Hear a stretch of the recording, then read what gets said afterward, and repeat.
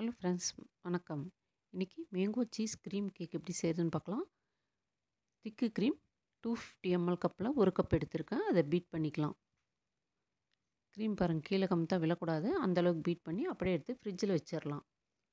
Cheese cream 250 ml எடுத்திருக்கேன். அதை வேறு ஒரு பவுலில் போட்டு பீட் பண்ணிக்கலாம்.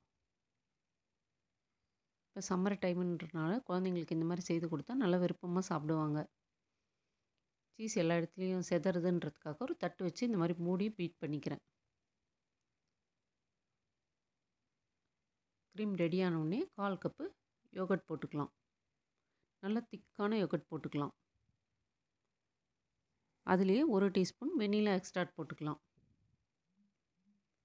1 நிமிஷம் பீட் பண்ணிக்கலாம். இப்போ க்ரீம் சீஸ் ரெடி ஆயிடுச்சு. அதை அப்படியே எடுத்து நம்ம செய்து வச்சுருக்கோம் பாருங்கள் க்ரீமை, அந்த க்ரீமில் போட்டு கலக்கி விட்டுக்கலாம். கலக்கிட்டு 1/4 கப்பு ஐசிங் சுகர் போட்டுக்கலாம். ஐசிங் சுகர் போட்டு 1 நிமிஷம் பீட் பண்ணிக்கலாம்.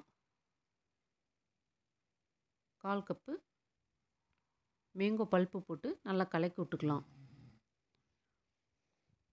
2 கப்பு எடுத்து வச்சுருக்கேன். அதில் கீழே மேங்கோ பல்ப்பு போட்டுக்கலாம்.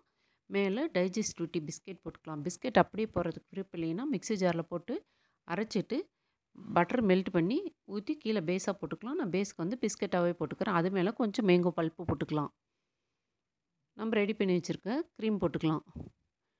அப்படியே எடுத்து 8 மணி நேரம் ஃப்ரிட்ஜில் வச்சிடலாம். நம்ம கோனில் கூட போட்டு சாப்பிட்டுக்கலாம், நல்லாயிருக்கும். ஒரு பவுலில் 1 டீஸ்பூன் கார்ன்ஸ்டார்ச் எடுத்து கரைச்சி வச்சுக்கிறேன், கொஞ்சமாக தண்ணி ஊற்றி.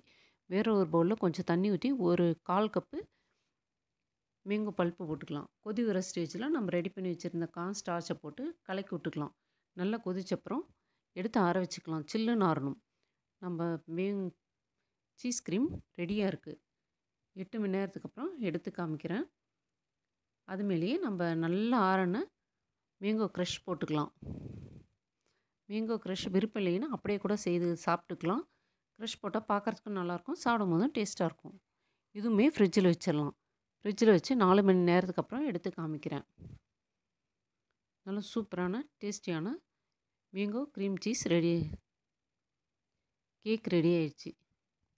இந்த ரெசிபி உங்களுக்கு பிடிச்சிருந்தால் லைக் பண்ணுங்கள், ஷேர் பண்ணுங்கள், சப்ஸ்கிரைப் பண்ணுங்கள். தேங்க்யூ.